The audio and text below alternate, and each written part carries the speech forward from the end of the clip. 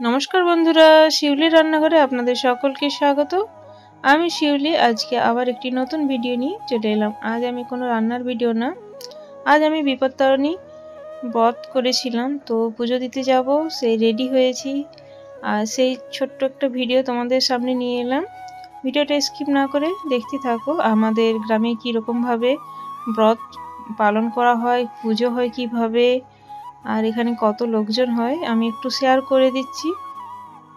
তো আমি এবার বেরিয়ে যাব, রেডি হয়ে গিয়েছি যাওয়ার জন্য।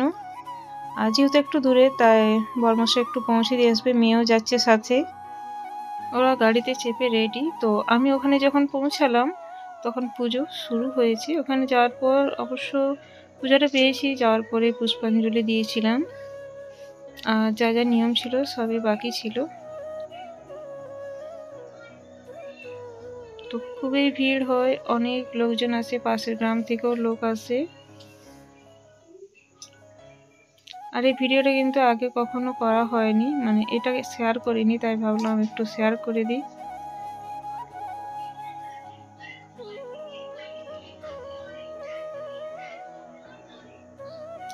তো তোমাদের ওখানে কীরকম হয় ব্রতটা অবশ্যই আমাকে জানাবে কমেন্টে। আর আমার ভিডিওটা কেমন লাগলো জানাতে ভুলবে না।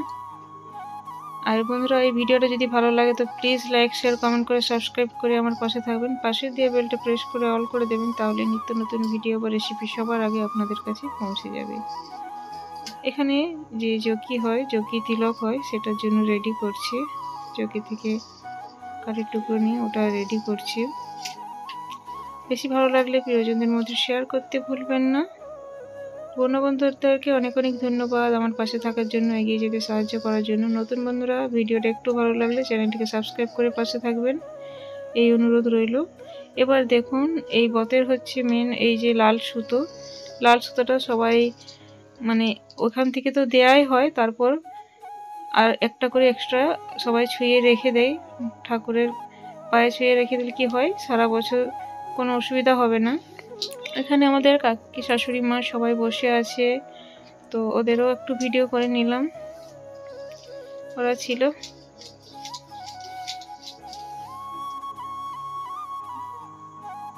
আমিও এসেছিল, কিন্তু যেহেতু খুব গরম লাগছিল তাই বাড়ি চলে গিয়েছে। আমাদের ওখানে পুরোনো বাড়িতে ওখানে ছিল, ওখানে আমার দেওরের মেয়ে ওদের সাথে খেলছিল।